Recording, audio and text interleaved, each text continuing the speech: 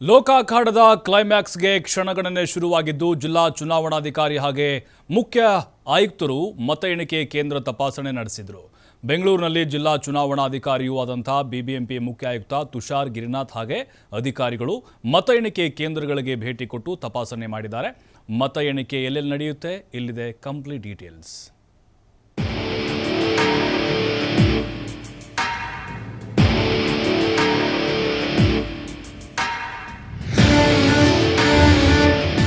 ಲೋಕಸಭಾ ಚುನಾವಣೆ ಫಲಿತಾಂಶಕ್ಕೆ count down. ಮತ ಎಣಿಕೆಗೆ ಚುನಾವಣಾ ಆಯೋಗ ಸಕಲ ಸಿದ್ಧತೆ. ಚುನಾವಣಾಧಿಕಾರಿಗಳಿಂದ ಸ್ಟ್ರಾಂಗ್ ರೂಮ್ ತಪಾಸಣೆ. ದೇಶದ ಜನತೆ ಕಾತುರರಾಗಿ ಕಾಯುತ್ತಿರುವ ಆ ದಿನಕ್ಕೆ ಕೆಲವೇ ಗಂಟೆಗಳು ಮಾತ್ರ ಬಾಕಿ ಇವೆ. ಹೌದು, ಲೋಕಸಭಾ ಚುನಾವಣೆಯ ಮತ ಎಣಿಕೆಗೆ ಒಂದೇ ದಿನ ಬಾಕಿ ಇದ್ದು ಮಂಗಳವಾರ ಮತ ಎಣಿಕೆಗೆ ಚುನಾವಣಾ ಆಯೋಗ ಸಕಲ ಸಿದ್ಧತೆ ಮಾಡಿಕೊಂಡಿದೆ. ಬೆಂಗಳೂರಿನ 3 ಕಡೆ ಮತ ಎಣಿಕೆ ನಡೆಯಲಿದೆ. ಮತ ಎಣಿಕೆ ಕೇಂದ್ರಗಳ ಬಳಿ ಯಾವುದೇ ರೀತಿಯ ಅಹಿತಕರ ಘಟನೆಗಳು ನಡೆಯದಂತೆ ಮುಂಜಾಗ್ರತಾ ಕ್ರಮಗಳನ್ನು ಕೈಗೊಳ್ಳಲು ಜಿಲ್ಲಾ ಚುನಾವಣಾಧಿಕಾರಿ ಹಾಗೂ ಬಿಬಿಎಂಪಿ ಮುಖ್ಯ ಆಯುಕ್ತರಾದ ತುಷಾರ್ ಗಿರಿನಾಥ್ ಅಧಿಕಾರಿಗಳಿಗೆ ಸೂಚನೆ ನೀಡಿದ್ದು, ಇಂದು ಮತ ಎಣಿಕೆ ಕೇಂದ್ರಕ್ಕೆ ಭೇಟಿ ನೀಡಿ ಸಿದ್ಧತೆಯನ್ನ ಪರಿಶೀಲಿಸಿದರು. ಲೋಕಸಭಾ ಚುನಾವಣೆಯ ಮತ ಎಣಿಕೆಗೆ ಕ್ಷಣಗಣನೆ ಆರಂಭವಾಗಿದ್ದು, ನಗರದ 3 ಮತ ಎಣಿಕಾ ಕೇಂದ್ರಗಳಲ್ಲಿಯೂ ಬಿಗಿ ಬಂದೋಬಸ್ತ್ ಒದಗಿಸಲಾಗಿದೆ. ಮತ ಎಣಿಕೆ ಕೇಂದ್ರದ ಸುತ್ತಮುತ್ತ ಕ್ಯಾಮೆರಾ ಅಳವಡಿಸಿ ನಿಗಾ ವಹಿಸಲಾಗಿದೆ. ಮತ ಎಣಿಕೆಯ ದಿನ 3 ಮತ ಎಣಿಕಾ ಕೇಂದ್ರದ ಸುತ್ತಲಿನ ಕೆಲ ರಸ್ತೆಗಳಲ್ಲಿ ಪಾರ್ಕಿಂಗ್ ಮತ್ತು ಸಂಚಾರಕ್ಕೂ ನಿರ್ಬಂಧ ಹೇರಲಾಗಿದೆ. ಈ ಸಲ ಪ್ರತಿಯೊಂದು ಟೇಬಲ್ಗೆ ಒಂದು CCTV ಕ್ಯಾಮ್ರಾ ಇದೆ. ಅದನ್ನು ಬಿಟ್ಟು ಎಲ್ಲೆಲ್ಲಿ ಬೇಕು ಅವರು ವಿಡಿಯೋಗ್ರಾಫಿ ಮಾಡಲಿಕ್ಕೆ ವ್ಯವಸ್ಥೆ ಮಾಡ್ಕೊಂಡಿದ್ದಾರೆ.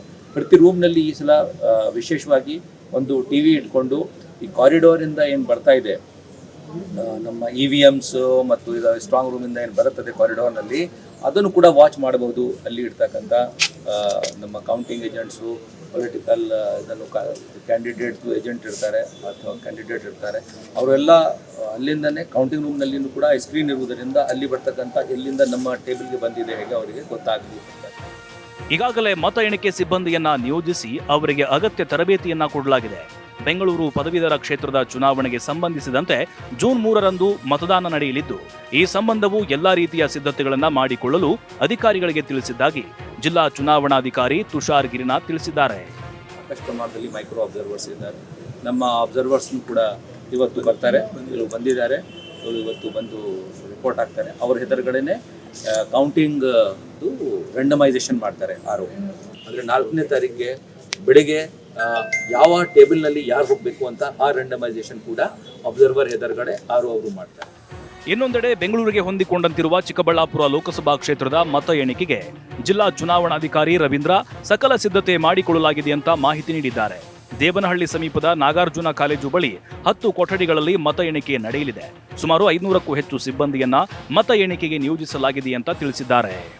ಸುಮಾರು 350ಕ್ಕೂ ಹೆಚ್ಚು ಅಧಿಕಾರಿ ಮತ್ತು ಸಿಬ್ಬಂದಿಗಳು ಈ ಒಂದು ಮತ ಎಣಿಕೆ ಪ್ರಕ್ರಿಯೆಯಲ್ಲಿ ಭಾಗವಹಿಸ್ತಾ ಇದ್ದಾರೆ.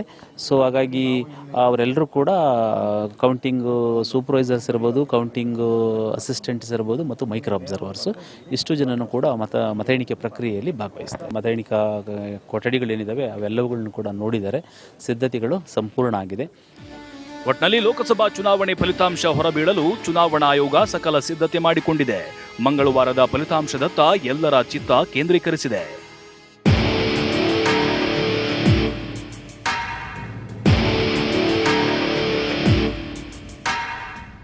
ದೇವನಹಳ್ಳಿಯಿಂದ ಸುರೇಶ್ ಬಾಬು ಜೊತೆ Karthik, metro bureau, TV5 Kannada.